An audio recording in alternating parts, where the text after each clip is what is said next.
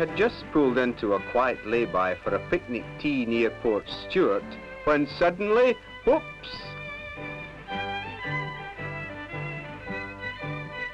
Well, that's how we met our Irish friends, the Donnellys.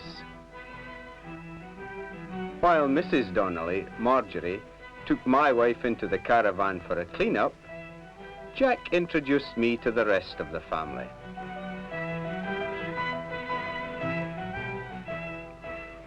Kathleen, Michael, Maureen, Louise.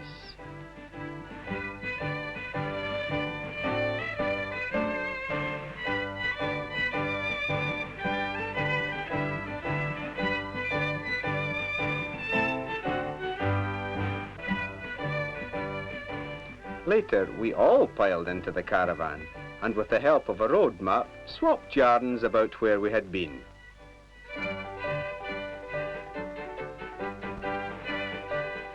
My wife and I were on our first visit to Northern Ireland, and it had all been so easy. Yes, indeed. Half an hour's flight from Glasgow, and with a hired car waiting for us at the airport, we were soon on our way, with a map and the open road ahead. Even London is only an hour's flight from these uncrowded roads. It was a joy to rediscover the pleasure of motoring, with often as not the nearest car bumper half a mile away. This Antrim coast road must be one of the finest in Europe, as it winds its way from the car ferry port of Larne, past massive headlands of chalk and basalt, in and out of one delightful little resort after another.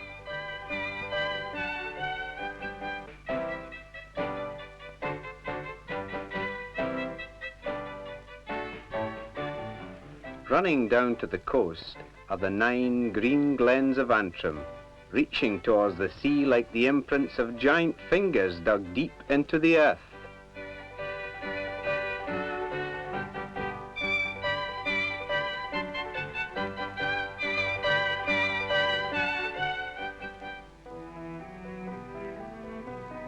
We found a book of poems in the hotel where we stopped for lunch, with a wonderful description of the glens.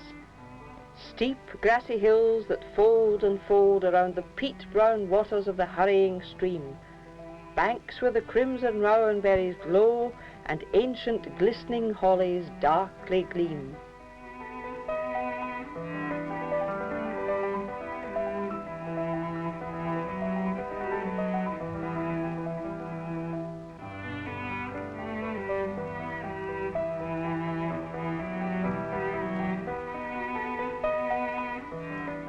We were really hungry by the time we sat down to delicious salmon steaks in Cushendun, with the sea just outside the window. As well as the good food and comfortable rooms, we did appreciate the personal attention we received in the hotels where we stayed. We had heard about the road around Tor Head. It used to be for adventurous motorists only because of its steep corkscrew bends, but we found no real difficulty. Aye, and just 13 miles across the sea and clear in the afternoon sun was our home country of Scotland.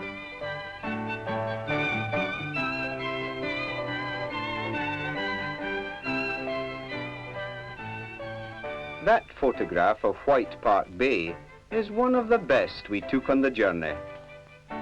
I never saw such a glorious stretch of sand.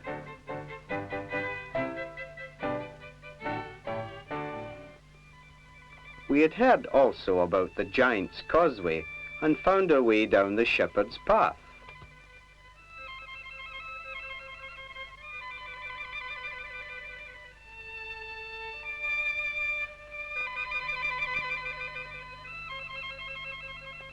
We watched the seabirds soar and dip and glide along the edge of the cliff.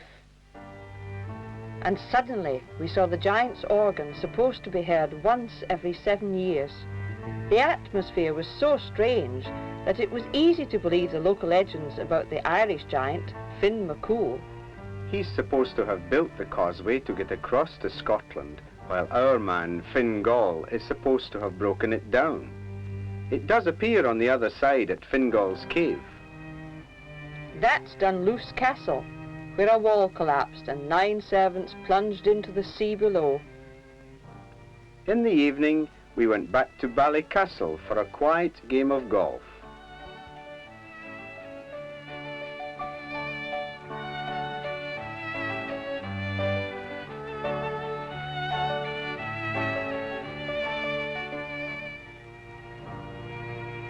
The sun was setting at the end of our first day as we reached Portrush.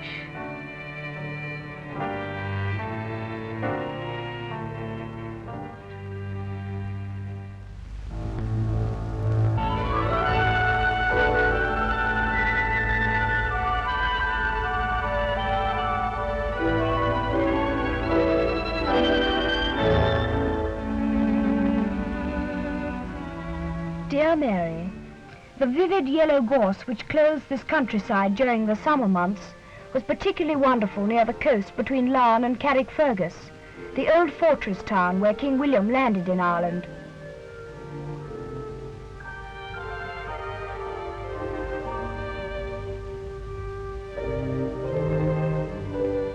One of our favourite runs was up the scenic coast road, which hugs the edge of the sea for 100 miles up the northeast coast.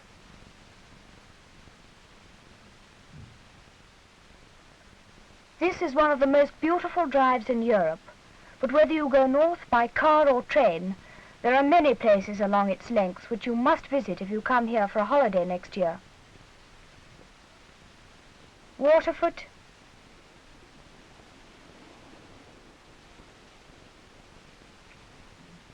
Carnlough,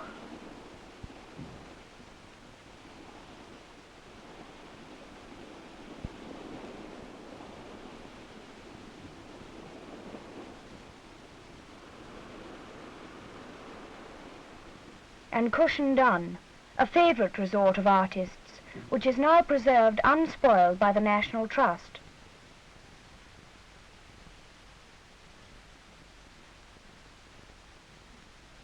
From Cushendun we went up the hills behind to search for the vanishing lake, Loch Harima. One day it is there and the next it is gone.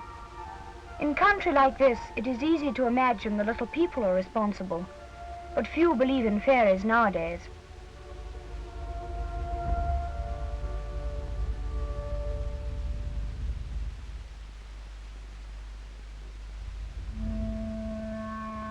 Just off Fairhead, which is the northeast corner of Ulster, lies Rathlin Island, which will always be famous as a place where Robert Bruce found in a spider's perseverance the encouragement he needed to reconquer Scotland. We both love a rough sea, and our favourite place on blustery days was Ballintoy, where a screen of jagged rocks protects a tiny harbour from the main force of the waves.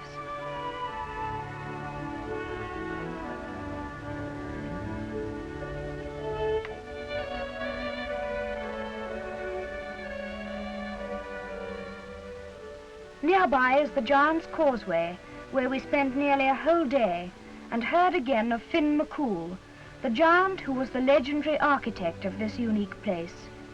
In the giant's organ pipes, one can see how the rocks are stacked one on the other in angular columns.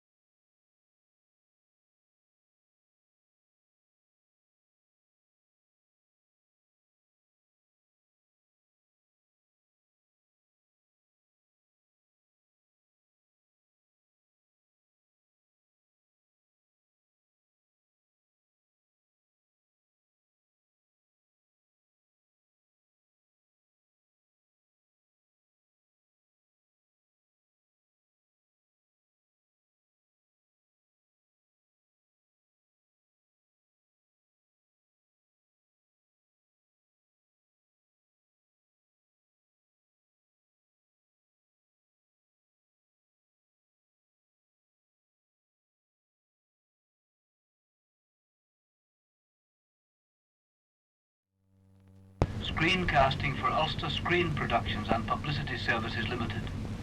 The management of this cinema asked me to tell you, their patron.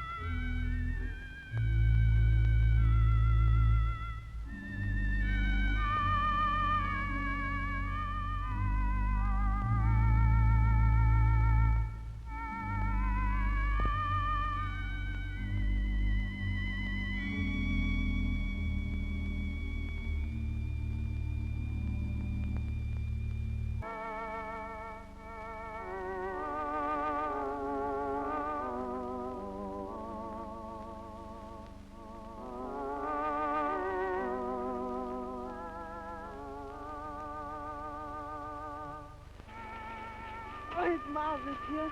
It is. Now. Meaning? You know what I mean. When are you going to marry me? I must have notice of that question. Where's Veronica? With Mrs. Huggins at the bathing boxes, of course. Lucky for me she prefers being there, or I'd never get a word in edgeways. She likes Mrs. Huggins and Sam as much as they loathe one another. I know. It's diamond cut diamond with that pair. I'll wait you to the boat.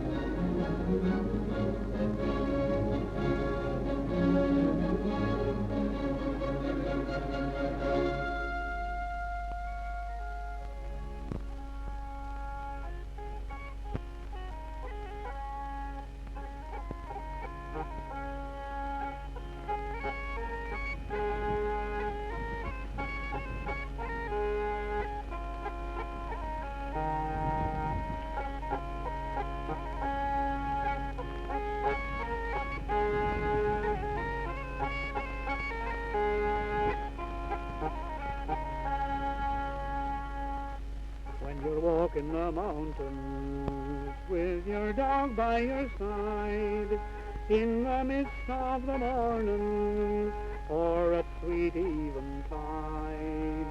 It is then you remember in the lilt of a song the old loves and companions as you travel along.